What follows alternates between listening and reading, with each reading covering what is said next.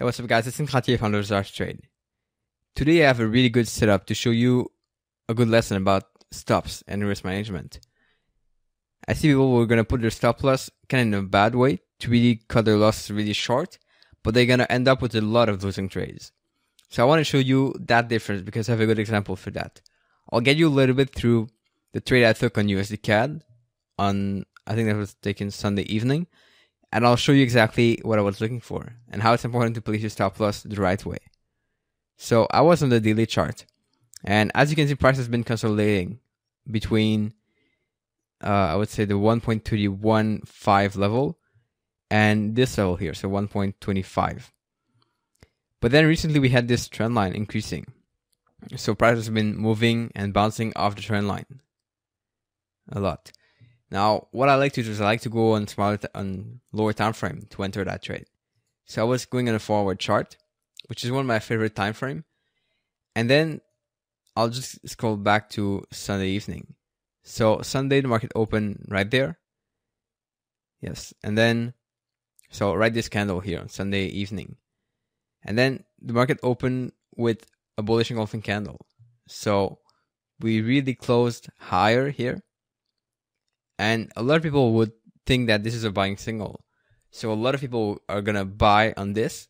And they're going to hear that they have to put their stop below the candlestick, right? Below the candlestick. So people would put their stop loss here.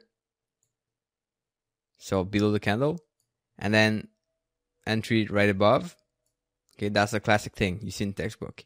And then they would put their take profit like somewhere here, maybe. Okay? Now that's a good way to do it.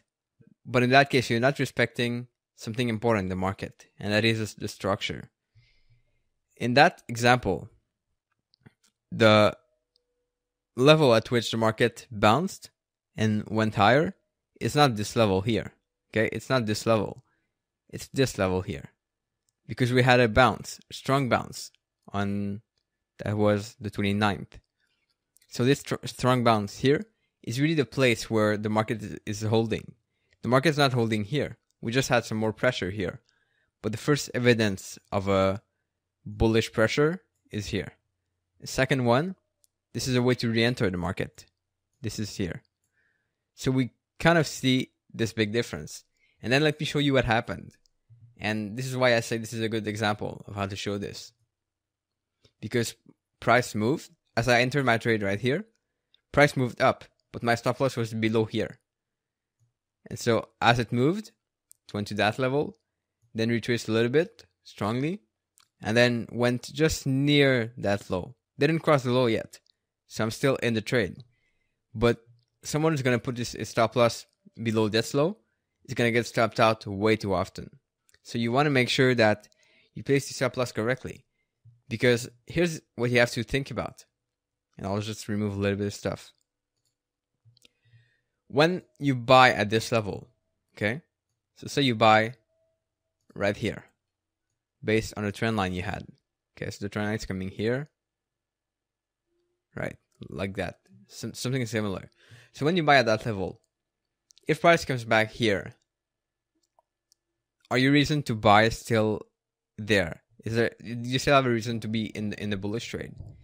And the answer is yes, because price didn't close at all below the trend line. So the trend line is not broken. The trend line has been broken many times, and price went back up right away, like it happens here. And even if price comes back here and close here, do you still have a reason to be in the trade? And the answer is yes, because the support is right here. And unless you cross and close below the support, you can still be in the trade. You still have a reason to be in the trade because you're still holding that level. So if you exit here, well, you're just exiting kind of midway through the support, right? So all this is really clear. And then the question that comes is, how are you going to handle the additional risk that you take on that trade? So this is an additional risk that you're going to take, as opposed to placing your stop loss here and just having a smaller risk, a smaller pip value that you're going to risk. And the answer to this is really simple. Instead of putting a big position, you're going to take a smaller one. So you're just going to reduce your position size. So let's say that you had, I think the stop loss here was 70 pip. So let's say you had 70 pip of stop loss. And you were ready to enter for, I don't know, one lot. Now, if you're increasing this to, let's say, 140 pip, just to make things simple, okay, increase this to 140 pip. Instead of taking one lot, you're just going to enter 0.5. And of course, there's more criteria to look for. Okay, if you're going to take a bigger risk here, can you handle this? Can you get this possibly in reward? And this is the first thing I looked at.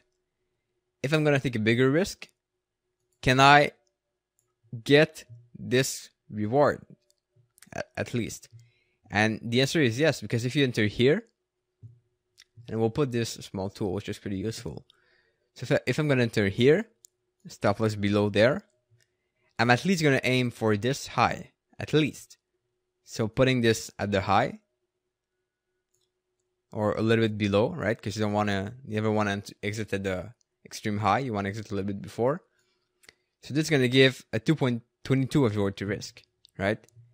If my stop loss would have been here, let's say this is what I would have had to put as a stop loss. Now this is not a good trade, right? This is really poor reward to risk. So you really want to make sure that you check that you're going to get a good reward to risk.